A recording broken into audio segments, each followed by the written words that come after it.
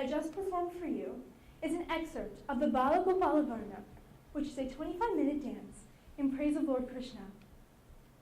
In this story, Mother Yashoda, who is also a milkmaid, is churning milk into butter. She stores the butter on a high shelf because she knows how much her son loves it, but Lord Krishna finds it after much searching. Since he wants the butter down so badly, he devises a plan to call all his friends together, make the human pyramid, and get the butter down. But Krishna doesn't share any of the butter with his friends after he gets it down. Oh no, he eats it all himself. When Mother Yashoda comes home and finds the house a mess and all the butter gone, she punishes Krishna by telling him to do squats. Krishna pretends he's in so much pain after all those squats that his mother forgives him and gives him some milk to drink. Now, I could have told you this same story, say 9 years ago. At the age of 8, I knew that Lord Krishna was a real prankster and that he loved playing tricks on everyone he knew. At the age of 8, I knew that Lord Shiva was the destroyer of all evil and that his elephant-headed son Ganesha was the epitome of devotion and intelligence. At the age of 8, I knew the story of how Lord Ram saved his wife Sita from the evil demon King Ravan, and the stories behind all 9 forms of Lord Vishnu, who came down to save Mother Earth when she was in trouble. At the age of 8, I thought I knew everything there was to know about my religion and culture. I'd watched the movies, I'd read the books, I'd worn the pretty outfits, celebrated all the holidays, and learned all the prayers. At the age of 8, I thought I knew everything there was to know about being Indian. At the age of 8, I was also introduced to something new, but something Indian that, much to my chagrin, I didn't know about. This new thing was called Bharatanatyam. Translated, Bharatanatyam means the dance of India, and for a time, that's all it really was for me. On Friday nights, I have Indian dance class, where my friends and my dance teacher would come over to my house and hold class right in my basement. She'd stand at the front of the class and clap out the beat with their hands, along with chanting over our careful yet choppy movements. 1, 2, te yum ta ta, te yum ta ha.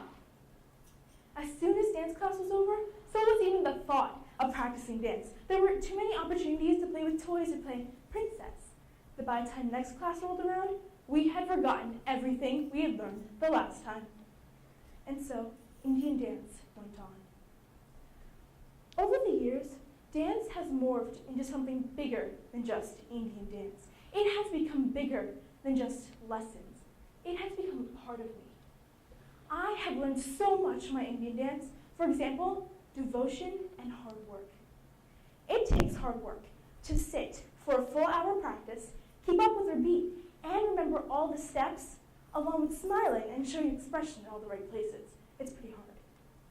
I have also learned grace and poise from Bharatanatyam. I have learned confidence and how to smile when something goes wrong because of my dance performances.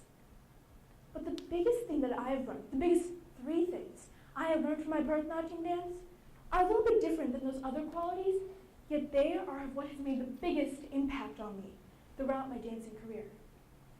Those 3 things are my dharma, or my duty, my faith, and my voice. Let me backtrack a little bit. At the age of 10, I had my first performance at this big convention center called the Royal Albert Palace. It was nerve-wracking for 2 reasons. 1, because this was the first audience of people that I didn't know, and 2, I had a part in this dance. See, this dance was about how us performers prayed to Lord Shiva, who was the destroyer of all evil and the Lord of Dance. Since I was the tallest dancer at the time, I had the part of the Lord Shiva, which meant that I would have to balance on 1 foot in Lord Shiva's pose for a full 2 minutes. That feels like eternity when you're 10 years old and performing for the first time. So the dance starts, and my nerves start building up, and soon when my part comes, I'm so anxious that I have sheer anxiety. I remember to do only 1 thing. I stared a point straight ahead of me in the back of the room, and I assumed the pose. I'm so scared that I'm not going to make it, and I stared at that point so hard when someone claps. And the clap clapping spreads, and the clapping gets louder, and soon everyone is clapping. To be applauded at your first performance by someone, let alone a full audience, is incredible. It's exhilarating. But at the age of 10, that's all I was concerned about. The applause and recognition, not the dance or the art itself. Since that first performance, I've been dancing and performing for 7 years now. And let me tell you, that applause never gets old. And the compliments don't either. They're so encouraging and heartwarming that they make me want to keep dancing. Permit me, if I may, to boast a little bit about these compliments. Wow, Akshara, you are such an awesome dancer. I love it when you dance. Oh, well, thank you. I do try. Akshara, my goodness, I love your whole outfit. You look so beautiful up there on stage. Oh, what? You mean this old thing? Please, you're too kind. Akshara, my goodness, you looked like you were having so much fun up there on stage. And it kind of looked like you were telling a story up there too. What's your dance about? Ah, now there's a compliment.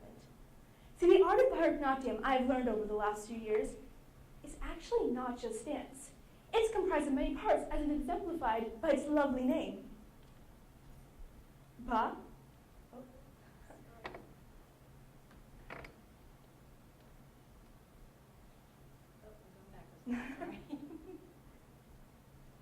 Ba means bhavam, or expression.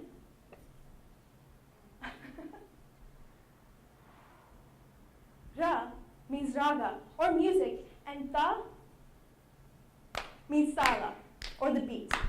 Combine that with natyam, which is interpretive dance, and you have Bharatanatyam. Now, if we look at all these parts together, this means that as a Bharatanatyam dancer, my job is not just to entertain you and get applauded like I thought those 7 years ago when I balanced on that one foot. No. My job as a Bharatanatyam dancer, my duty, my dharma, is to tell you a story. And not just any story, oh no, but the story of my gods. The story behind my faith, behind my religion.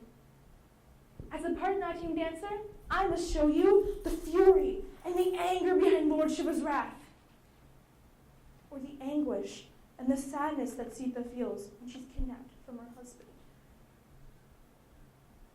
As a Bharatanatyam dancer, I must show you the nobility of a king, or the happiness of a monkey.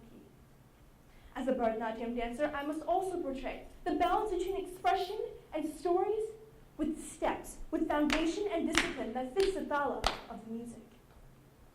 As a Bharatanatyam dancer, it is my ultimate dharma to show you the balance between the highs and lows of music and stories with the structure and discipline of steps and the rhythm. Or, as a Bharatanatyam dancer, I can show you the balance between the highs and lows of life and personality with the structure and discipline of what grounds us, our morals and our family. As a Bharatanatyam dancer, I can show you the essence of the Indian culture. As a Bharatanatyam dancer, I can show you what it means to be me. This dance, this dharma, has become who I am. It, among all else, is my voice. And when someone tells me that they see something more in my dance, well, then I know my voice has been heard, even if it is just a soft little whisper.